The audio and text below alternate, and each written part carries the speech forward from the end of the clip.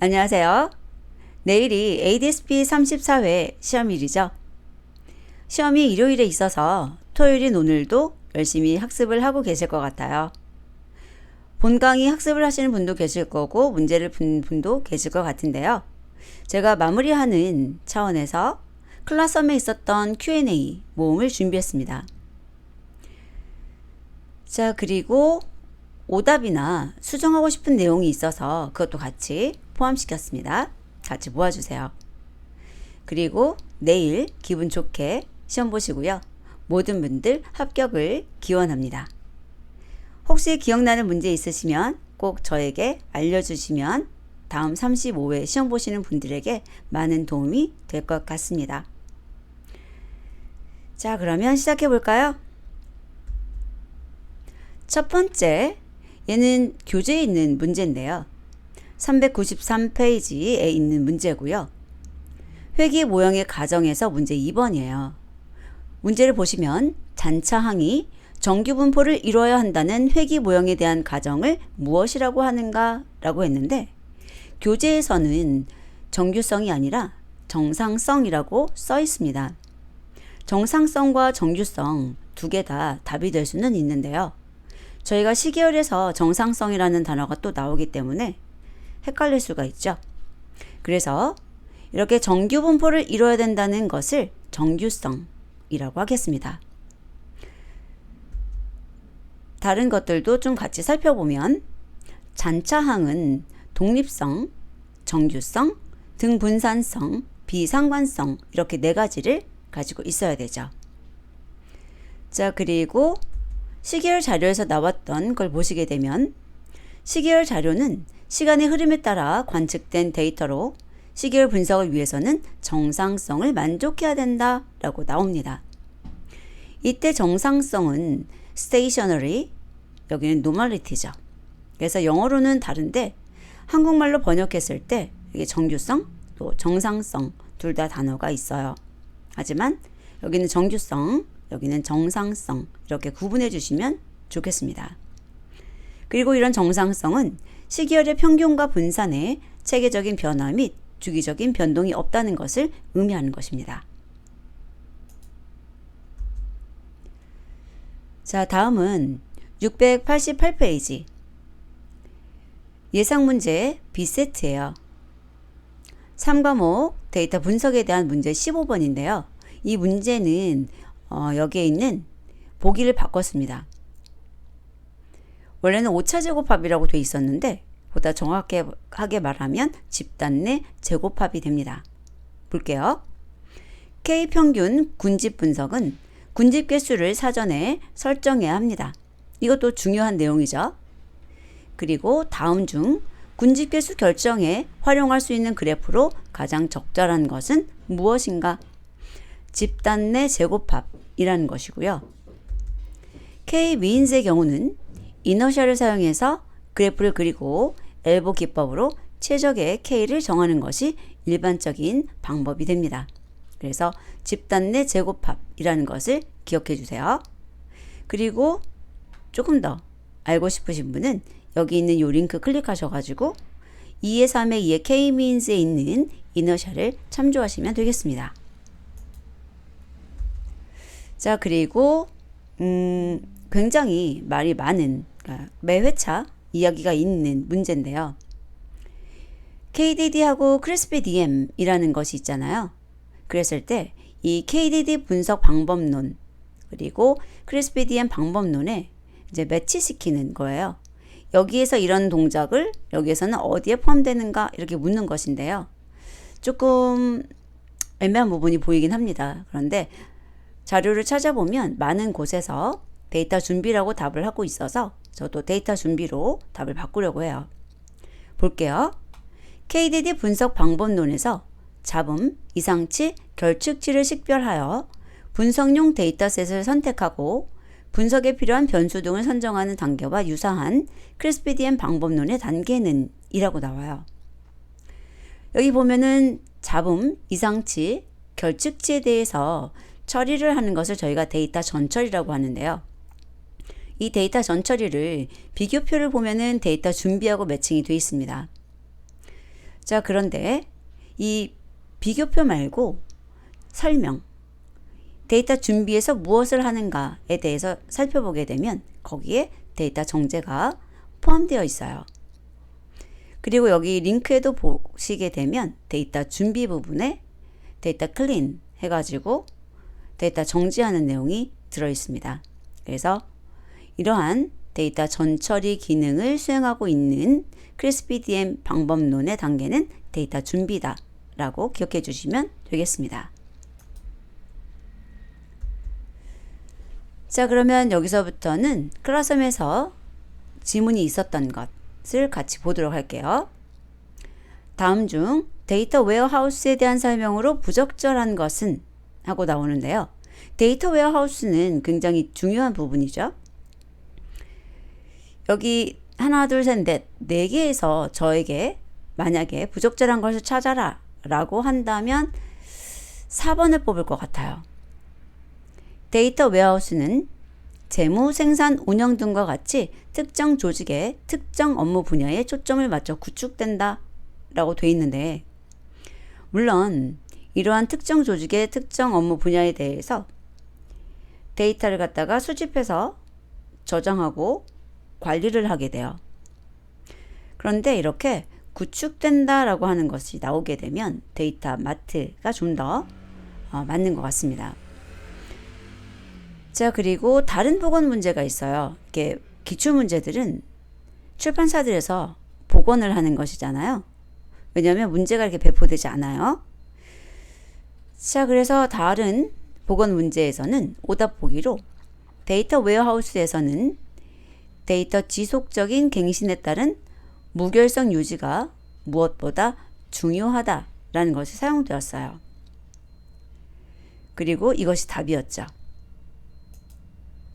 보면 데이터 웨어하우스의 4대 특성은 잘 기억해 두셔야 되는데요. 먼저 데이터의 통합. 데이터들은 전사적인 차원에서 일관된 형식으로 정의되는 것이고, 시계열성이 관리되는 데이터들이 시간의 흐름에 따라 변화하는 값을 저장하고 있는 것이고요. 데이터 주제 지향적이라는 것은 특정 주제에 따라 데이터들이 분류, 저장, 관리된다 라고 나오고요. 비소멸성, 또 비휘발성이라고 할 수 있는 것은 배치 작업에 의한 갱신 이외에 변하지 않는다. 여기서 배치 작업이라고 한다면 모았다가 일괄 작업하는 것으로 생각하시면 되고요. 즉 빈번한 삽입과 삭제, 갱신 이런 것들이 아니라는 거죠. 그런데 여기 보면은 지속적인 갱신에 따른 이라고 나와 있기 때문에 이것이 오답이 되는 것입니다.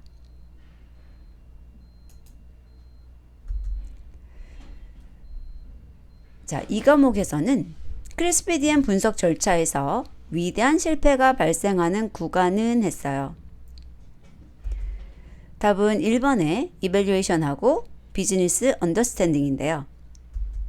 평가를 통해서 모델에 대한 평가를 하고 비즈니스에 대한 이해가 부족해서 모형 기발이 잘못되었다면 다시 비즈니스 이해로 돌아가서 수행해야 된다 라고 해서 평가를 통해서 실패가 발생하면 다시 비즈니스 이해로 돌아가서 수행을 해야 되는 이 구간을 말하게 되는 것입니다. 자, 다음은 R 언어에서 연산자 and와 그 and 두 개가 있는 것의 차이가 무엇인지 묻는 질문이 있었어요. and라는 것은 양쪽에 있는 것이 둘 다 참일 때 참이 나오는 연산인데요. 하나 있을 때 스칼라하고 벡터에서 모두 다 동작을 합니다. 하지만 두 개 있을 때는 스칼라에서는 동작을 하지만 이렇게 벡터에서는 동작을 하지 않습니다. 하나만 동작하는 거죠. 세 개 다 동작하는 것이 아니라 맨 앞에 있는 한 개만 동작을 해준 거예요. 그래서 이렇게 워닝이 나오는 것을 볼 수 있습니다. 자, 그리고 이상치에 대한 내용인데요. 이상치에 대한 설명으로 가장 부적절한 것은 이라고 써 있어요. 보면 군집 분석을 이용해서 다른 데이터들과 거리상 멀리 떨어진 데이터를 이상치로 판정을 하게 되죠. 그리고 데이터를 측정 과정이나 입력하는 과정에서 잘못 포함된 이상치는 삭제한 후 분석한다 라고 되어 있는데요. 자, 바로 이 부분에서 조금 더 알아두실 부분이 있는데, 이상치는 의도성에 따라서 배드 데이터와 프라우드로 나뉩니다. 배드 데이터는 의도하지 않게 잘못 입력된 경우, 분석 목적에 부합되지 않는 경우를 말하게 되고요. 프라우드는 의도된 이상값을 의미합니다. 이상치는 반드시 삭제해야 하는 것이 아니라 분석 목적이나 종류에 따라 적절한 판단이 필요한데요. 이 배드 데이터는 삭제를 하는 것이 바람직한 이상치가 되겠습니다. 자, 그런데 이번 설명에서는 그 이상치가 배드 데이터인지 아니면 프라우드인지 판단하지 않고 삭제한 후 분석한다, 이런 식으로 표현되어서 부적절한 내용이 되는 것입니다. 그리고 3번, 4번도 같이 알아두시면 좋을 것 같아요. 16번, 다음은 이상값에 대한 설명이다. 잘못 설명한 내용을 고르시오 라고 했을 때, 부정사용 방지 시스템이나 부도 예측 시스템에서는 이상값이라도 의미가 있으므로 제거하지 않는다. 이 부정사용이나 부도 예측에서는 그런 이상값들이 큰 단서가 되는 거죠.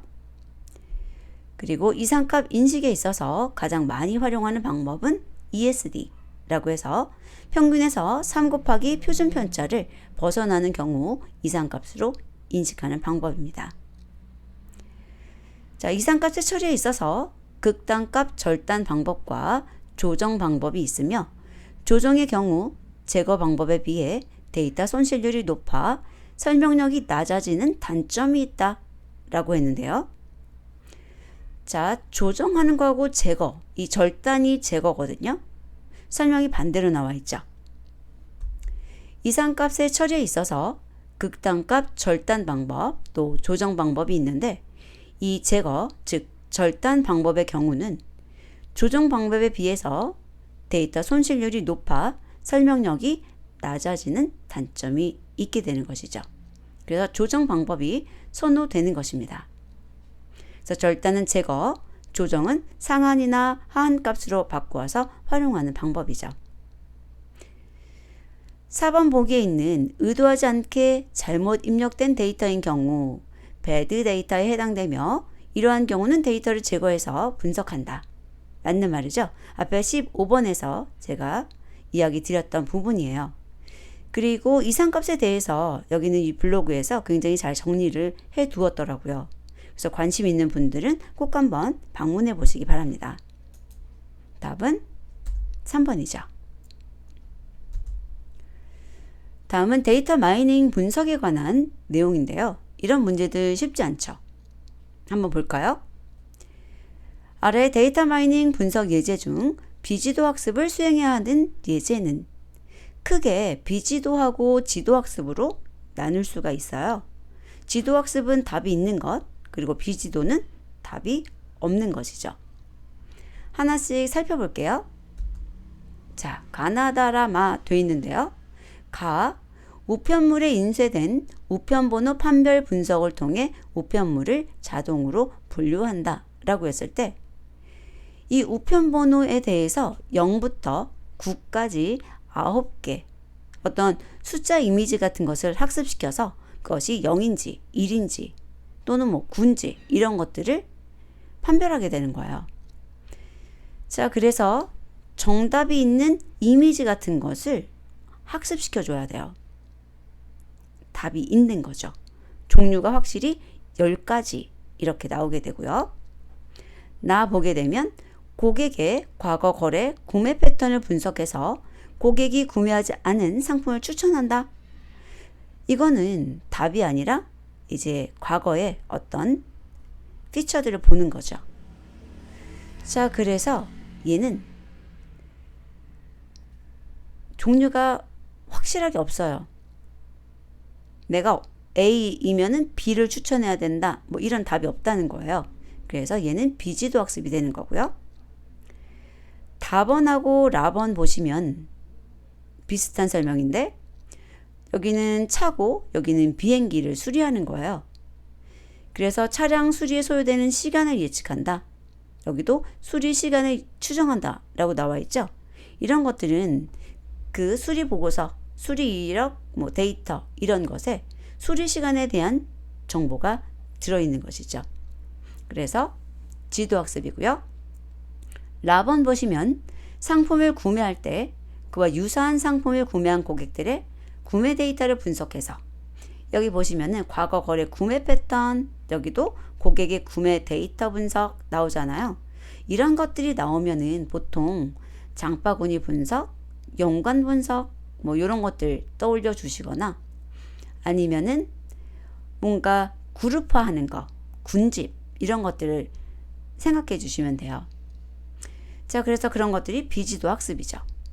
답은 나하고 라번이고요.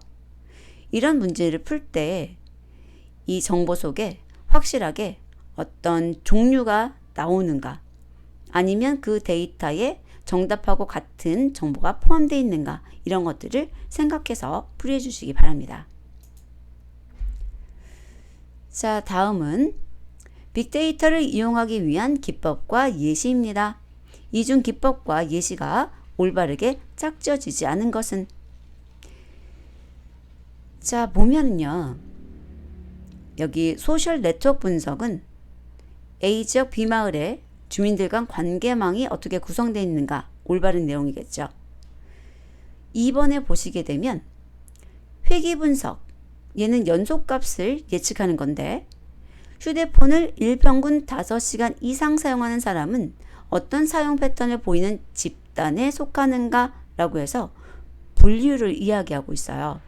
그래서 2번 틀려 있는 거고요. 3번 보시면 유형 분석이라고 나오는데 이 유형 분석이 나오면 분류 생각해 주시면 돼요. 우리 회사의 광고의 효율을 높이기 위해서는 어떤 채널을 이용해서 광고해야 되는가? 자, 그래서 여기 어느 채널이라고 나와 있죠. 그래서 여러 개 채널 중에 한 개 채널을 선택해야 되는 유형 분석이다 라고 생각하시면 되고요. 연관 분석, 노트북을 구매하는 사람이 또 마우스를 산다. 이런 것처럼 A이면 B이다 라는 표현이 나오죠. 연관 분석 맞습니다. 자, 그래서 2번에 있는 것 어느 집단에 속하는가 라고 했으니까 유형 분석 또는 분류 분석이라고 보시면 되고요. 보기 3번 같은 경우는 유형 분석이 맞다는 것 보시면 되겠습니다.